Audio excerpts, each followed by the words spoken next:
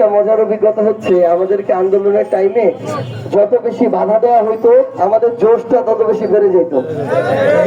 তো এখন মনে হচ্ছে আর কি, আমরা যদি এখানে এরকম একটা মানে এই মাইকে যত বাধা আসতেছে তত মনে হচ্ছে যে আরেকটু সবাইকে নিয়ে আমরা জোরে একটু স্লোগান দিই, এরকম মনে হচ্ছে আর কি, জোশটা বেড়ে যাচ্ছে।